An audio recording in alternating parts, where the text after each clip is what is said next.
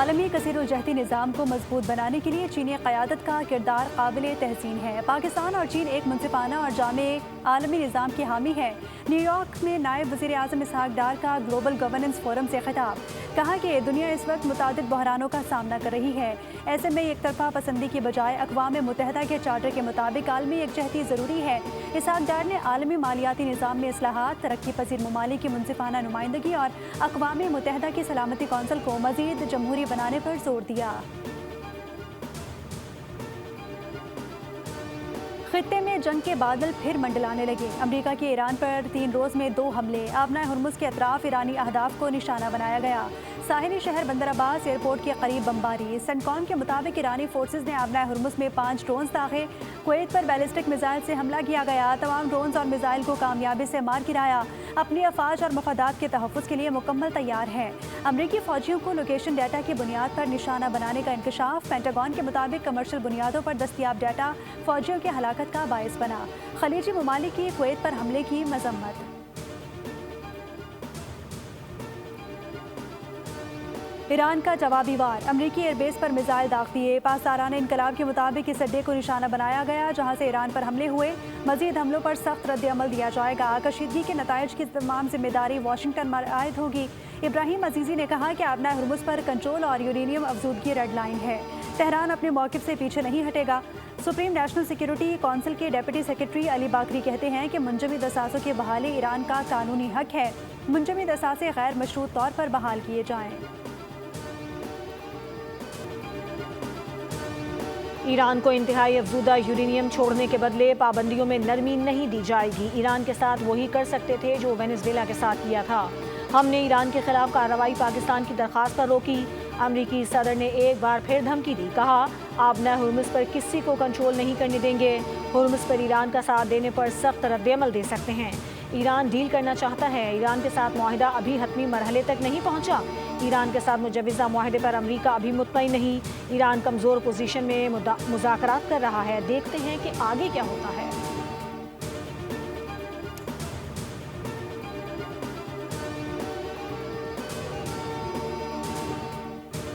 اور کامیاب ایٹمی تجربات کی یاد، 28واں یوم تکبیر قومی جوش و جذبے کے ساتھ منایا جا رہا ہے۔ پاکستان نے بھارت کے ایٹمی دھماکوں کا جواب صوبہ بلوچستان کے علاقے چاغی میں دھماکوں کے ذریعے دیا۔ ایٹمی دھماکوں کے بعد پاکستان نے مسلم دنیا کی پہلی جبکہ دنیا کی 7ویں ایٹمی طاقت بننے کا اعزاز حاصل کیا۔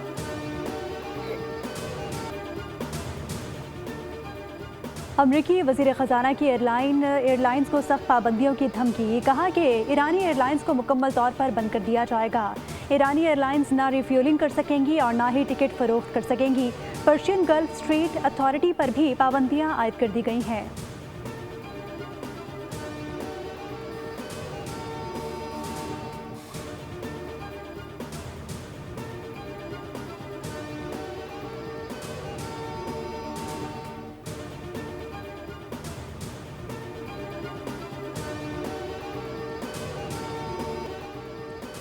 ٹرمپ کی ایران عمان کو دھمکی پر ایران کا شدید رد عمل۔ ترجمان ایرانی وزارت خارجہ اسماعیل بقائی کہتے ہیں کہ ایران عمان کے ساتھ کھڑا ہے۔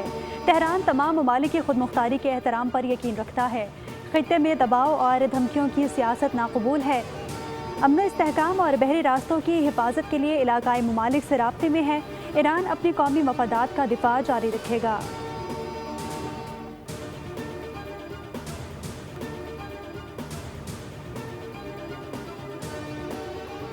اسرائیل اپنے انجام کے قریب ہے، اگلے 15 برس نہیں دیکھ پائے گا۔ ایرانی سپریم لیڈر مجتبیٰ خامنائی کا بیان، کہا قوم کو جھکانے کے لیے دشمن تفرقہ ڈالنے کی سازش کر رہا ہے۔ قومی یکجہتی میں ارکان پارلیمنٹ نے بھرپور کردار ادا کیا۔ سپریم لیڈر کا اسپیکر باقر قالیباف کو خراج تحسین۔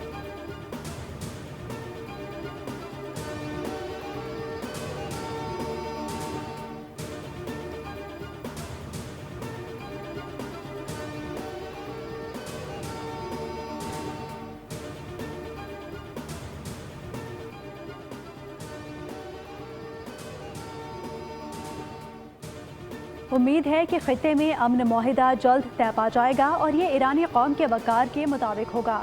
وزیر اعظم شہباز شریف کی ایرانی صدر مسعود پزشکیان کے ساتھ طویل ٹیلی فونک گفتگو، کہا کہ پاکستان ہمیشہ برادر ملک ایران کے ساتھ کھڑا رہے گا۔ دونوں رہنماؤں نے ایک دوسرے کو عید الاضحیٰ کے پرمسرت موقع پر مبارکباد پیش کی۔ صدر پزشکیان نے خطے کے امن کے لیے پاکستان کی کوششوں کو سراہا۔ وزیر اعظم اور فیلڈ مارشل سید عاصم منیر کے کردار کی تعریف کی۔ دونوں رہنماؤں نے رابطے اور مشاورت جاری رکھنے پر اتفاق کیا۔ وزیر اعظم نے کویتی ولی عہد اور ملیشیا کے وزیر اعظم انور ابراہیم سے بھی رابطہ کر کے عید کی مبارکباد دی۔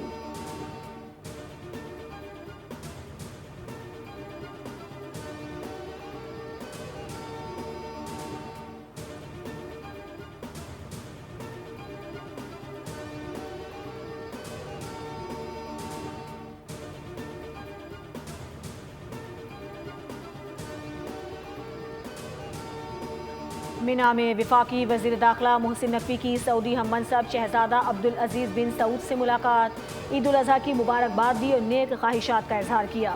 ملاقات میں پاک سعودی تعلقات اور داخلی سیکیورٹی پر تفصیلی تبادلہ خیال ہوا۔ فیصلہ کیا گیا کہ federal constabulary special diplomatic protection unit کے 200 اہلکاروں کو سعودی عرب میں ٹریننگ دی جائے گی۔ سعودی وزارت داخلہ کا اعلیٰ سطح کا وفد جلد پاکستان کا دورہ کرے گا۔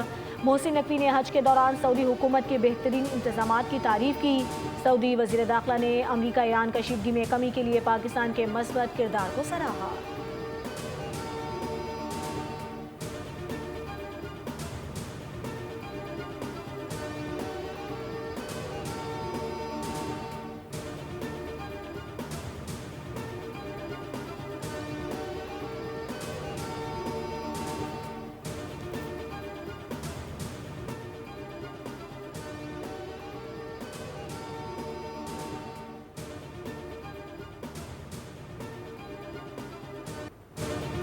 ملک بھر میں عید الاضحیٰ کے دوسرے دن بھی قربانی سنت ابراہیمی کی پیروی کل بھی جاری رہے گی۔ عید کے دوسرے روز آج بھی دعوتیں، بیٹھکیں، کھابے، ہلا گلا اور سیر و تفریح کا سین آن۔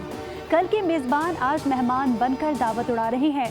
خواتین نے کچن کی ذمہ داریاں سنبھال رکھی ہیں۔ گھروں میں بریانی، تکہ بوٹی، سیخ کباب، ہنر بیف قورمہ، کڑھائی کوفتے سمیت روایتی اور غیر روایتی پکوان بنا کر مہمانوں سے تعریفیں سمیٹی جا رہی ہیں۔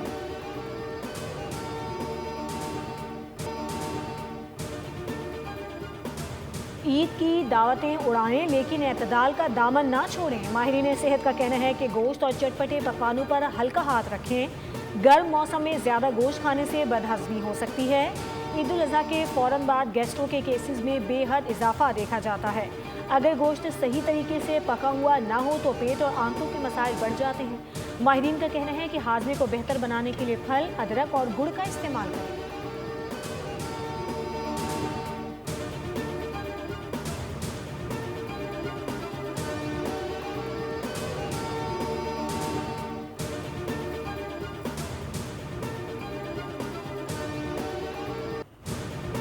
بڑی عید پر اناڑی کسائیوں نے بڑی مصیبت کھڑی کر دی۔ کہیں بیل آؤٹ آف کنٹرول ہوا تو کہیں گائے نے شہریوں کی دوڑیں لگوا دی۔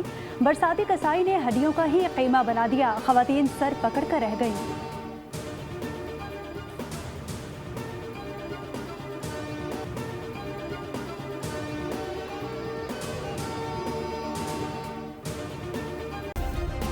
سبسکرائب کریں اور بیل دبائیں تاکہ کوئی خبر رہ نہ جائے۔